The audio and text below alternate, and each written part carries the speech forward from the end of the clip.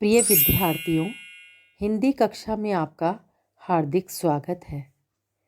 बच्चों, आज मैं आपको रचना के आधार पर वाक्य भेद पढ़ाने जा रही हूँ। अर्थ के आधार पर वाक्य भेद आप पहले पढ़ चुके हैं। अब मैं आपको रचना के आधार पर वाक्य भेद पढ़ाने जा रही हूँ। रचना के आधार पर वाक्य भेद पढ़ाने से पहले बच्चों, मैं आपको बता देना चाहती हूँ कि वाक्य किसे कहते हैं, वाक्य के अंग कौन कौन से हैं और वाक्य के कितने भेद हैं। तो सबसे पहले बच्चों हम देखते हैं कि वाक्य किसे कहते हैं। वाक्य बच्चों शब्दों का सार्थक समूह जो किसी न किसी भाव को प्रकट करता है, क्या कहलाता है? वह वाक्य कहलाता है। जैसे देखिए, शेफाली पुस्तक पढ़ती है, पक्षी आकाश में उड़ते हैं, है ना। तो ये क्या है? ये हमारे वाक्य हैं। इसके बाद नेक्स्ट बच्चों हम आते हैं कि वाक्य के अंग कितने हैं। वाक्य के दो अंग होते हैं। पहला होता है उद्देश्य और दूसरा होता है विधेय। उद्देश्य का मतलब क्या बच्चों? कि कर्ता, यानी कर्ता, है ना, जिसके विषय में कुछ कहा जाए। जैसे मोहन बाजार जा रहा है, मोहन बाजार जा रहा है में मोहन क्या है? उद्देश्य है, कर्ता है ये, है ना। और दूसरा हमारा क्या वाक्य का अंग होता है? विधेय। विधेय यानी उद्देश्य के बारे में जो कुछ कहा जाए, है ना, कर्ता के बारे में। जैसे मोहन बाजार जा रहा है तो मोहन कर्ता हो गया और इसमें बाजार जा रहा है, ये हमारा क्या हो गया? विधेय हो गया। आ गया बच्चों समझ में। इसके बाद हम आते हैं कि रचना के आधार पर वाक्य भेद कितने होते हैं। रचना के आधार पर वाक्य भेद बच्चों 3 होते हैं। पहला कौन सा होता है? हमारा सरल वाक्य होता है। दूसरा कौन सा होता है? संयुक्त वाक्य। और तीसरा हमारा मिश्र वाक्य है। बच्चों, इसके बाद हम रचना के आधार पर वाक्य रूपांतरण पढ़ेंगे, ठीक है। यानी सबसे पहले अब हम आते हैं सरल वाक्य की ओर, है ना। सरल वाक्य, सरल वाक्य बच्चों क्या होता है? सरल वाक्य यानी जिस वाक्य में एक या एक से अधिक कर्ता या उद्देश्य हो किंतु क्रिया एक ही हो, वह सरल वाक्य कहलाता है। यानी सरल वाक्य में बच्चों एक ही वाक्य होता है और क्रिया एक ही होती है। ये ध्यान रखिएगा आप। ये सरल वाक्य की पहचान है कि इसमें क्रिया एक ही होती है, ठीक है, और एक ही वाक्य होता है, ठीक है। उसके बाद बच्चों हम आते हैं कि इस सरल वाक्य को क्या कहते हैं। सरल वाक्य को साधारण वाक्य भी कहते हैं, ठीक है। और मैंने आपको पहले भी बताया कि सरल वाक्य में मुख्य क्रिया एक ही होती है। सरल वाक्य में लेकिन जो उद्देश्य होता है वो एक से अधिक हो सकता है। लेकिन बच्चों, आप लोगों को इस बारे में बता दूं कि आप कभी भी इस गलतफहमी में नहीं रहिएगा कि सरल वाक्य हमेशा छोटे ही होते हैं, ऐसा नहीं है। सरल वाक्य लंबे भी हो सकते हैं, ठीक है। चलो अब हम उदाहरण की तरफ आते हैं। जैसे देखिए, अवनी पुस्तक पढ़ रही है ना। अवनी पुस्तक पढ़ रही है, इसमें अवनी, अवनी तो क्या हो गया? उद्देश्य हो गया। और पुस्तक पढ़ रही है हमारा क्या हो गया? विधेय हो गया, ठीक है। और पढ़ रही है, देखिए इसमें एक ही क्रिया आ रही है, तो ये हमारा क्या हो गया? सरल वाक्य हो गया। ऐसे ही देखिए, पिताजी बाजार जा रहे हैं, पिताजी हमारा उद्देश्य हो गया, है ना। बाजार जा रहे हैं, ये हमारा विधेय हो गया। इसमें जा रहे हैं, देखो एक ही क्रिया आई हुई है ना। ऐसी बच्चों ने धीरे धीरे खाना खाया, तो बच्चों ने, ये हमारा क्या हो गया? ये हमारा उद्देश्य हो गया, है ना। धीरे धीरे खाना खाया, ये हमारा विधेय हो गया। अब आपने देखा इसमें, है ना, खाया, तो यानी क्रिया क्या है? एक ही है। अभी मैंने आप लोगों को बच्चों बताया भी था कि सरल वाक्य छोटे से छोटा और बड़े से बड़ा भी हो सकता है। वो देखिए कैसे। जैसे एक वाक्य लेते हैं, चलो हम कि अजय पत्र लिख रहा है ना। देखिए सरल वाक्य एक छोटा सा है, इसी को और देखो बढ़ाकर कैसे कि अवनी का भाई अजय पत्र लिख रहा है ना। आप देखिए थोड़ा सा सरल वाक्य बड़ा लंबा हो गया ये, है ना। ऐसे आगे देखिए, तीसरे पॉइंट की तरफ आते हैं। अवनी का भाई अजय अपने कमरे में बैठकर पत्र लिख रहा है ना। मैंने बताया था कि सरल वाक्य ऐसा नहीं कि छोटा ही होता है, सरल वाक्य बड़ा भी हो सकता है, लंबा भी हो सकता है ना। अब ऐसे इसमें देखिए, है ना, प्रथम उदाहरण में अजय उद्देश्य हो गया और पत्र लिख रहा है विधेय हो गया, है ना। ऐसे अवनी का भाई अजय, इसमें अवनी का भाई अजय पूरा ये क्या बन गया, हमारा उद्देश्य, और पत्र लिख रहा है ये हमारा विधेय हो गया। अब आपने इन तीनों एग्जाम्पल में बच्चों देखा कि तीनों एग्जाम्पल में मुख्य क्रिया एक ही है। वो मुख्य क्रिया क्या है, लिख रहा है। यानी सरल वाक्य की पहचान क्या होती है कि इसमें एक मुख्य क्रिया होती है और एक ही वाक्य होता है। आ गया बच्चों समझ में। अब हम आते हैं संयुक्त वाक्य की तरफ।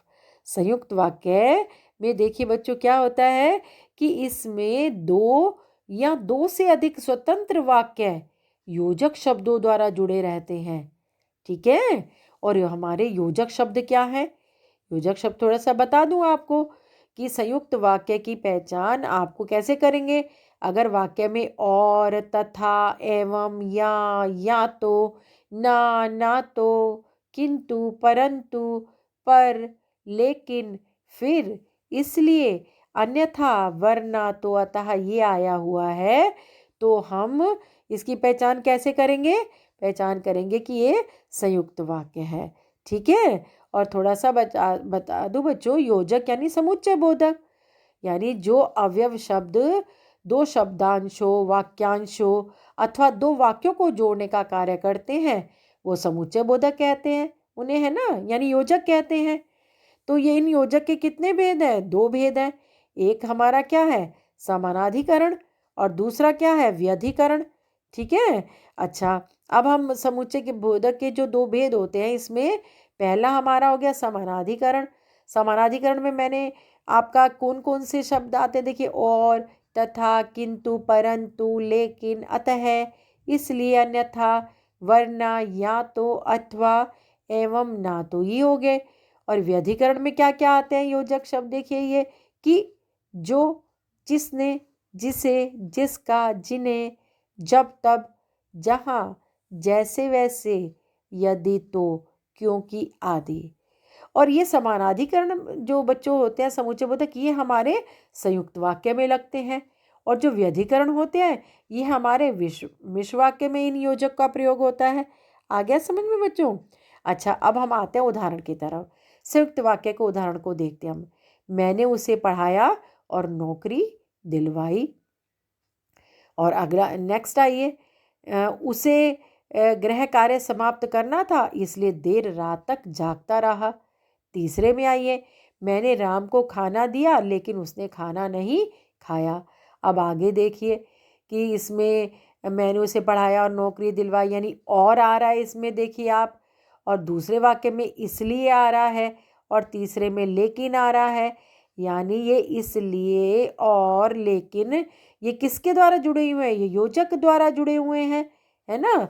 तो यानी अगर हमारा और, तथा, किंतु, परंतु, अथवा, या तो, ना तो, अगर ये शब्द से संयुक्त वाक्य की हमारी पहचान होती है, अगर ये योजक द्वारा जुड़े होते हैं तो हमारा वहाँ कौन सा वाक्य होता है, तो वो हमारा संयुक्त वाक्य होता है। ठीक है, अच्छा बच्चों, है ना। इस प्रकार बच्चों यदि वाक्य में दो या दो से अधिक वाक्य स्वतंत्र रूप से योजक, योजक क्या हो गया, समुच्चय बोधक द्वारा जुड़े होते हैं तो उस वाक्य को क्या कहा जाता है, उस वाक्य को संयुक्त वाक्य कहा जाता है। और ये ध्यान रखिएगा कि वाक्य एक दूसरे पर आश्रित नहीं होते बल्कि क्या होते हैं, ये स्वतंत्र होते हैं। आ गया समझ में। नेक्स्ट आइए बच्चों मिश्र वाक्य की तरफ। मिश्र वाक्य की डेफिनेशन की तरफ आते हैं। अच्छा, उसकी डेफिनेशन से पहले अब हम उपवाक्य के बारे में पहले समझ लेते हैं, क्योंकि उपवाक्य का बहुत बड़ा रोल है, इसमें बहुत बड़ी महत्वपूर्ण भूमिका निभाता है ये। क्या देखिए, जब किसी वाक्य में एक से अधिक वाक्यों का प्रयोग किया जाता है तथा वाक्य किसी योजक से जुड़े होते हैं तो वह वाक्य नहीं कहे जाते, क्या कहलाते हैं बच्चों, वो उपवाक्य कहलाते हैं। यानी किसी वाक्य में एक से अधिक वाक्य का जब प्रयोग होता है ना, और योजक से जुड़े होते हैं तो वह वाक्य क्या क्या क्या कहला जाते हैं, वह उपवाक्य कहलाते हैं। आ गया समझ में। अब थोड़ा सा बता दूं उपवाक्य कितने प्रकार के होते हैं, 3 प्रकार के होते हैं। पहला समानाधिकरण उपवाक्य, जो वाक्य क्या होते हैं, स्वतंत्र होते हैं, और ये स्वतंत्र उपवाक्य कहाँ किस में होते हैं, ये संयुक्त वाक्य में होते हैं। एक बच्चों दूसरा है हमारा प्रधान उपवाक्य। यह उपवाक्य वह होता है जिसकी क्रिया मुख्य होती है ना। ये मिश्र वाक्य में आपका देखो डेफिनेशन जब आप पढ़ेंगे तब आपको पता चलेगा। तीसरा हमारा आश्रित उपवाक्य, जो उपवाक्य प्रधान उपवाक्य पर आश्रित रहते हैं, है ना, वो हमारे क्या कहलाते हैं, आश्रित उपवाक्य है ना। इनका आरंभ प्रायः की, जो, जिसने, यदि, क्योंकि ऐसे हमारे जो योजक शब्द होते हैं ना उससे आरंभ होता है। प्रधान उपवाक्य की पहचान बच्चों ये है कि इसकी क्रिया मुख्य ही होती है। ठीक है, आ गया समझ में। इसके बाद बच्चों मिश्र वाक्य के डेफिनेशन की तरफ आते हैं। मिश्र वाक्य में एक से अधिक वाक्य होते हैं जो व्यधिकरण समुच्चय बोधकों द्वारा जुड़े होते हैं। इसमें एक प्रधान उपवाक्य होता है, शेष उपवाक्य उस पर आश्रित होते हैं। आ गया बच्चों समझ में। अब थोड़ा सा बता दूं मैं आप लोगों को कि इसके योजक कौन कौन से हैं। मैंने पहले भी बताया था, जो व्यधिकरण समुच्चय बोधक होते हैं, जैसे कि, जो, जिस, जिससे, जिसने, जिसमें, जिसके लिए, जिससे, जिस पर, जब, तब, जैसे वैसे, जितना उतना, जहाँ वहाँ, यदि तो, अगर तो, क्योंकि आदि। ये सारे बच्चों हमारे योजक किसमें प्रयोग होते हैं, मिश्र वाक्य में। मिश्र वाक्य में बच्चों प्रधान उपवाक्य तथा अन्य आश्रित उपवाक्य इन्हीं व्यधिकरण समुच्चय बोधक द्वारा जुड़े होते हैं। आ गया समझ में। अब थोड़ा सा हम मिश्र वाक्य के एग्जाम्पल की तरफ आते हैं। देखिए पहला एग्जाम्पल, सभी जानते हैं कि पृथ्वी गोल है। अब देखिए इस वाक्य में की शब्द आते ही हम पहचान लेंगे कि ये मिश्र वाक्य का उदाहरण है, यानी मिश्र वाक्य है ये, है ना। मैंने आपको योजक इसके बता ही दिए। आपको बच्चों योजक बहुत अच्छी तरह से कंठस्थ करना है। यानी मिश्र वाक्य में आपका जैसे कि, जो, जिस, जिसे, जिस, है ना, जिसने, जब, तब, जैसे वैसे, यदि तो, अगर तो, क्योंकि, ये आपको बहुत अच्छी तरह से कंठस्थ करना है, क्योंकि इसके द्वारा ही आप मिश्र वाक्य को पहचान पाएंगे, है ना। अब सेकंड एग्जाम्पल की तरफ आइए। जो विद्यार्थी परिश्रमी होता है वह कभी असफल नहीं होता। इसमें देखिए जो आया हुआ है शब्द, इससे आप पहचान लेंगे कि हमारा क्या है, ये हमारा मिश्र वाक्य का, यानी ये हमारा क्या है, मिश्र वाक्य है। आ गया समझ में बच्चों। अब थोड़ा सा बताऊं मैं आपको, इसमें जो आपका सभी जानते हैं कि पृथ्वी गोल है, सभी जानते हैं, है ना, ये हमारा क्या है, ये हमारा प्रधान उपवाक्य है। और पृथ्वी गोल है, पृथ्वी गोल क्या है हमारा, ये आश्रित उपवाक्य है।